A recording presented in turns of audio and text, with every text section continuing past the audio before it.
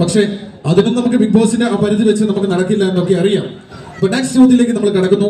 അതായത് രേണു ഇങ്ങനെ സോഷ്യൽ മീഡിയയിൽ ഒരുപാട് ആൽബങ്ങളിൽ തിളങ്ങി നിൽക്കുന്ന താരൊക്കെയാണ്. ന്യൂ പ്രൊജക്ട് എന്തൊക്കെയാണ്? പ്രോഗ്രാംസ് ഉണ്ട്. നമ്മുടെ ആൽബം ഇറങ്ങാനുണ്ട്.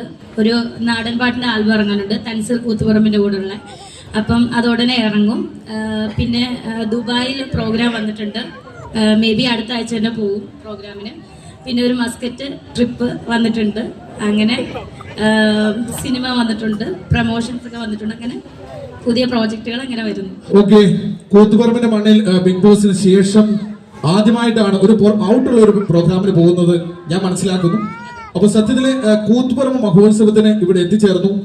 കൂത്തുപറമ്പിനെ കുറിച്ച് മുന്നേ അറിഞ്ഞിട്ടുണ്ടോ, അല്ലെങ്കിൽ കൂത്തുപറമ്പിൽ മുന്നേ വന്നിട്ടുണ്ടോ? വന്നിട്ടുണ്ട്. തൻസീറിന്റെ കൂടെയുള്ള ഒരു ആൽബം ഉണ്ടായിരുന്നു, വെള്ളാമ്പൽ പൂവാണ് നീ എന്നാണ് ആൽബത്തിന്റെ പേര്. അത് നമ്മൾ 2 ദിവസം ഇവിടെ ഉണ്ടായിരുന്നു ലൊക്കേഷനിൽ. അപ്പം ഈ കൂത്തുപറമ്പുകാരുടെ സ്നേഹം അന്ന് ഞാൻ അറിഞ്ഞതാണ്. കാരണം അവിടെ ഒരു ചെറിയ ലൊക്കേഷൻ ആയിരുന്നു. നമുക്ക് ഡ്രസ്സ് ചേഞ്ച് ചെയ്യാൻ വേണ്ടിയിട്ട് ഒരു വീട്ടിൽ പോയി. അവിടെ കുറേ അമ്മമാര് വന്ന് ഭയങ്കര സ്നേഹമായിരുന്നു. എനിക്ക് ജ്യൂസ് തരുന്നു, അതുപോലെ കൂടെയുള്ള പ്രതീക്ഷ ആർട്ടിസ്റ്റ് അവരും ഫുഡ് കൊടുക്കുന്നു. ഭയങ്കര സ്നേഹമായിരുന്നു. ആ ഒരു സ്നേഹം ഞാൻ തൊട്ടറിഞ്ഞിട്ട് തന്നെയാണ് ബിഗ് ബോസിന് ശേഷം ആദ്യമായിട്ട് ഇവിടേക്ക് വന്നത്, ഇവരെ കാണാൻ വേണ്ടിയിട്ട് മാത്രം. ഓക്കെ, അപ്പോ ഇനിയും ഒരുപാട് ആൽബങ്ങളിലൂടെ ഇനി തൻസീറിന്റെ പുതിയ പ്രോജക്ട് എന്തുണ്ടെന്ന് ഞാൻ മനസ്സിലാക്കിയിട്ടുണ്ട്. അതായത് ആ പ്രോജക്റ്റില് രേണു അഭിനയിക്കുന്നുണ്ടോ? ഇറങ്ങാൻ കിടക്കുന്നുണ്ട്. ഓക്കെ, അതിന്റെ ഒരു വലിയ ഭാഗ്യമാണ്. കാരണം തൻസീറിനൊക്കെ നമ്മൾ കുഞ്ഞിലെയല്ല, നമ്മുടെ എന്റെ ഇളയതാണെങ്കിലും ഞാൻ ആൽബത്തിലൂടെയൊക്കെയാണ് നമ്മൾ കുറെ വർഷം മുന്നേ മിസ്റ്റ് ഡ്യൂ ഡ്രോപ്സ് ഒക്കെ ഉള്ളപ്പം കണ്ടതാണ്. അങ്ങനെ ആരാധിച്ചിരുന്നതായിരുന്നു നമ്മള്. അപ്പൊ തൻസീർ വിളിച്ചപ്പോ തന്നെ സത്യം പറഞ്ഞാൽ ഞാൻ ആകെപ്പാട് ഇതായിപ്പോയി.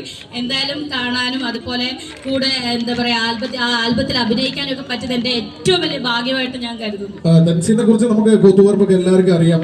കാരണം ജീവിതത്തിനോട് പടപൊരുതി വിജയിച്ച നമ്മുടെ പ്രിയപ്പെട്ട കലാകാരനാണ് അദ്ദേഹം. കൂത്തുപറമ്പിന്റെ പേര് തന്റെ പേരിനൊപ്പം ചേർക്കുക എന്നൊക്കെ പറയുമ്പോൾ ഒരു അഭിമാന കൂത്തുപറമ്പുകാർക്ക് അല്ലെ.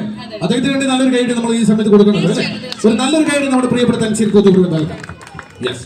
അപ്പോ നമുക്കറിയാം തൻസീറിനെ കുറിച്ച് ഇങ്ങനെ പറയുന്ന